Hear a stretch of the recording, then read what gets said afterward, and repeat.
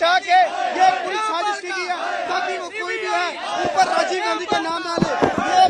ਜਿਹੜਾ ਮਜ਼ਾਕ ਕੀਤਾ ਗਿਆ, ਇਹ ਜਿਹੜਾ ਜ਼ੁਲਮ ਕੀਤਾ ਗਿਆ, ਔਰ ਕਾਂਗਰਸ ਪਾਰਟੀ ਨੇ ਜਿਹੜਾ ਸਾਡੇ ਨਾਲ ਜ਼ੁਲਮ ਕੀਤਾ, ਔਰ ਅੱਜ ਸਿੱਖ ਕੌਮ ਨੂੰ ਇਕੱਠਿਆਂ ਹੋ ਕੇ ਧੜੇਬੰਦੀਆਂ ਛੱਡ ਕੇ ਅੱਜ ਫੈਸਲਾ ਲੈਣਾ ਪਵੇਗਾ ਕਿ ਇਹ ਜਿਹੜੀ ਨਿਆਂਪਾਲਿਕਾ ਸਾਡੇ ਨਾਲ ਮਜ਼ਾਕ ਕਰ ਰਹੀ ਹੈ, ਇਹ ਜਿਹੜਾ ਕੋਝਾ ਮਜ਼ਾਕ ਸਾਡੇ ਨਾਲ ਕੀਤਾ ਗਿਆ।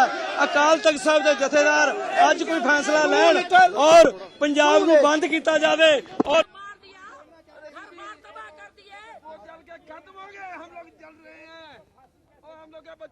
मुसीबत का सामना कर रहे हैं, क्या कैसे जिए हम?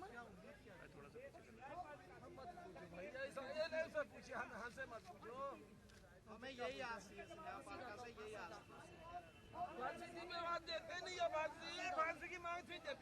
सिखों के जख्मों के ऊपर एक और नमक है। हम लोग बुरी तरह से इस लड़ाई को लड़ते आ रहे हैं। 29 सालों में कहीं इंसाफ हमें दिखाई नहीं देता।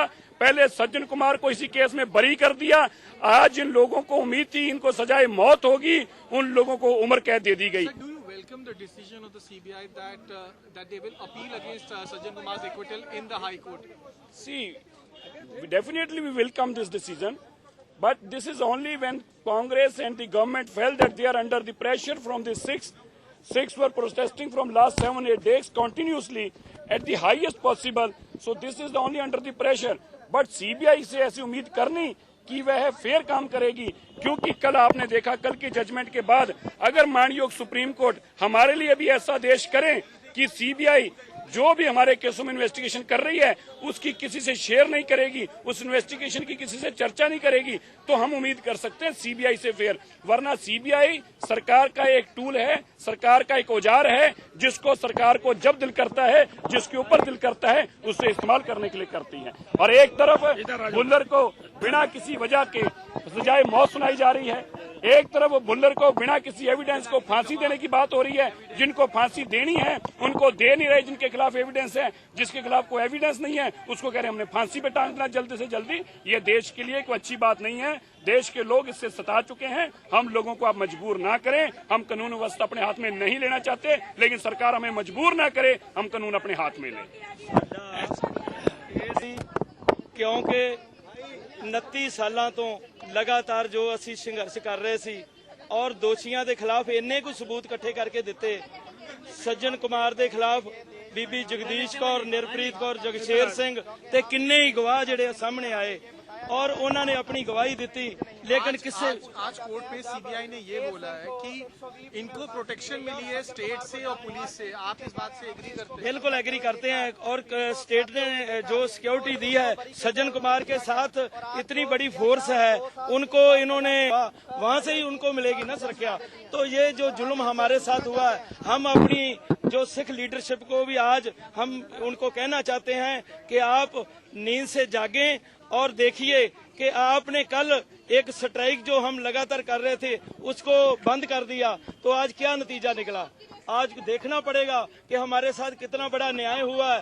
और जितनी देर तक SIT नहीं बनती, जितनी देर तक फास्ट ट्रैक पर ये केस नहीं चलता, उतनी देर तक हमें न्याय नहीं मिल सकता। गुजरात के लोगों को न्याय थोड़ा सा मिला है, अच्छी बात है, लेकिन हमें न्याय कब मिलेगा। ये जो जुल्म हो रहा है इसके खिलाफ हमारा बच्चा बच्चा सड़कों पर आना चाहिए। और सिख कौम जो है उनको इतना हताश करने की कोशिश की गई है, और वो भी न्यायपालिका से।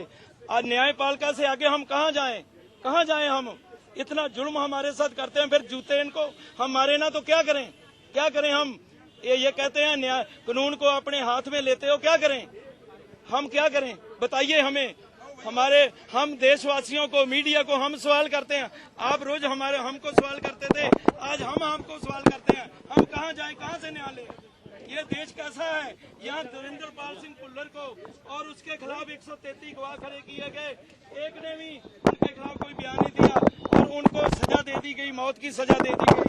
और दूसरे तरफ हमारे साथ इतना जुल्म हो रहा है और आज बलवान खोखर को, महेंद्र यादव को, कैप्टन भागमल को, ये वो दरिंदे हैं जो सज्जन कुमार के कहने पर इतना जुल्म करते रहे हमारे साथ और हमारे इतने सिख जला दिए। मगर सिंह आपने देखा उनकी दोनों टांगे कटी हुई हैं और तेजिंदर सिंह आज देखा उन्होंने एफिडेविट दिया। इतना जुल्म हो रहा है तो फिर हमें कब न्याय मिलेगा?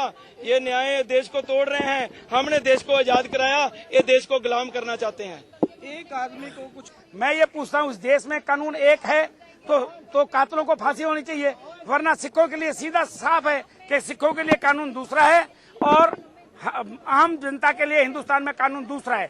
एक तो हमें ये न्यायालय मार रहे, दूसरे हमारे ये नेता मार रहे हैं, नेतागिरी करते आ रहे हैं। सिवा नेतागिरी के कोई हमें चाहिए न्याय। हम हैं पीड़ित, हमें किसी की नेतागिरी से, किसी के वोट से, किसी की सरकार से कोई मतलब नहीं है। हमें जस्टिस चाहिए, न्याय चाहिए। और न्याय का पक्ष ये कहता है कि जब 302 में केर सिंह को फांसी हो सकती है तो इनको क्यों नहीं हो सकती? यही एक बात सवाल है कि ये अपने आप में ढकोसलेबाजी कर रहे हैं। हमारे सिखों के साथ दोहराव की नीति अपनाई जा रही है। अब फैसला सिखों को करना चाहिए, वो कल की तरह फैसला नहीं करना चाहिए कि जूस पी के बैठ जाओ। फैसला सिखों को ये करना है। मैं सिखों से, पूरे सिखों से यही आह्वान करता हूँ, पूरे वर्ल्ड के सिखों से, कि या तो आप अपने कोई, या तो न्याय अपने आप खुद लो। इस देश में कोई न्याय कानून नहीं मिलेगा। या तो हम कोई अलग देश दे, हमें यहाँ से देश निकाला दे, हम कहीं अलग जाके सिख बसे, वहाँ अपना वो करेंगे, अपना न्याय रखेंगे। यहाँ हमें कहाँ न्याय मिलने वाला है? वैसे कोई बात करते हैं तो कहते हैं ये खालिस्तान मांगते हैं, ये आतंकवादी हैं। भाई अब हम बताओ, जब केर सिंह को इंदिरा के कत्ल में फांसी है, उसने कोई गोली नहीं चलाई। इनका वकील शर्मा कह रहा था कि उसने कोई कत्ल नहीं। एक इंदिरा जी देश की प्रधानमंत्री थी, उसको जब उसके कत्ल में फांसी हो सकती है तो यहाँ तो हजारों आदमी कत्ल हुए हैं, हजारों बहनों की असमत लुटी है, अरबों खरबों की संपत्ति लुटी है। क्या हो रहा है हमारे साथ? ये हमारे साथ न्याय नहीं हो रहा है। और रही बात, अपील करेंगे, जो अपील में भी क्या होगा? अपील तपील वो फिल्मों वाला डायलॉग बन के रह गया है बस। इसमें कोई न्याय नहीं उम्मीद है। और अगर आखिरी जो उम्मीद आप कहते हैं मानवता की, या पढ़े लिखे के नाते, या देश के कानून के नाते, तो सुप्रीम कोर्ट को किसी राष्ट्रपति जी से, किसी प्रधानमंत्री से कोई जरूरत नहीं है। सुप्रीम कोर्ट स्वयं विवेक से फैसला ले और हमारे केस 84 के जो है स्वयं चलाए, बिना किसी नेता के, बिना किसी राजनीतिक दबाव के, तब हो सकता है। की सारी याचिकाएं लेके हम सुप्रीम कोर्ट के आगे आग लगा देंगे और मान लेंगे कि इस देश में हमारे लिए कोई न्याय नहीं। हिंदी में? हाँ जी। आज जो सीबीआई ने भी ये आर्गू किया था और हमने भी ये आर्गू किया था कि जिन दोषियों को कत्ल केस में दोषी पाया गया है, उन दोषियों को जो ज्यादा से ज्यादा पनिशमेंट होती है, जो कि मौत की सजा होती है, वो दी जाए।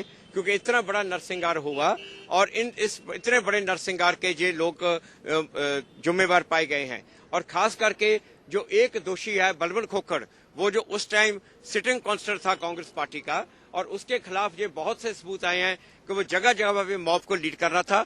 बहुत से केसेस उसके खिलाफ में उसका नाम आया है और इसी इलाके में 341 कत्ल हुए हैं और जगह जगह पे उसका नाम आया कि वो मॉब्स को लीड कर रहा था और ये नरसंहार का इस एरिया में वही जिम्मेवार है। और ऐसे व्यक्ति को तो ज्यादा से ज्यादा सजा मिलनी चाहिए। और मैंने भी ये आर्गू किया कि इस तरह के लोग जो हमारे देश के संविधान के सेक्युलर फैब्रिक में इंटरफेयर करते हैं, उनको जिस मैसेज दिया जाए कि ये कंट्री इसको टॉलरेट नहीं करेगा। पर बड़े अफसोस की बात है कि जज साहब ने हमारी दलील और सीबीआई की दलील नहीं मानी और कत्ल के केस में जो कम से कम सजा होती है वो होती है उम्र कैद, और इन तीनों को सिर्फ उम्र कैद ही दी है। बाकी दो लोगों के ऊपर, जो 2 लोग जिनको दंगा के दोषी पाया गया, उनको 3 साल की सजा है। हम इसमें हाई कोर्ट में जाके अपील फाइल करेंगे और जो सज्जन कुमार को छोड़ा गया है उसकी जो जजमेंट है उसमें बहुत सी कमियां हैं और उनको लेके हम जाके हाई कोर्ट में बताएंगे। और हाई कोर्ट में इन दोनों को जो इनको सजा कम दी है और दूसरा जो सज्जन कुमार को छोड़ा है, दोनों को लेके हम हाई कोर्ट में अपील डालेंगे। और हमें पूरी उम्मीद है कि हाई कोर्ट हमारी ये बात मानेगी और इनकी सजा बढ़ा के फांसी की सजा करेगी और सज्जन कुमार को भी सजा देगी।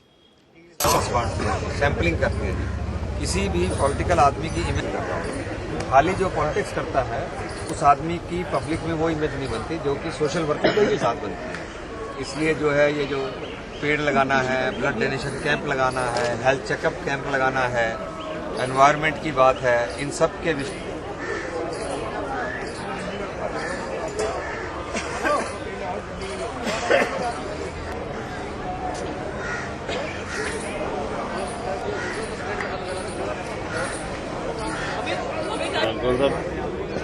आज विश्व सिख वातावरण दिवस है, क्या कहना चाहिए आपका? देखिए, विश्व सिख वातावरण जो दिवस है उसके नाम से ही संदेश जाता है। वो ये है कि हमें देश का वातावरण ठीक करना है। एक है पर्यावरण और एक है वातावरण, दोनों चीजों में फर्क है।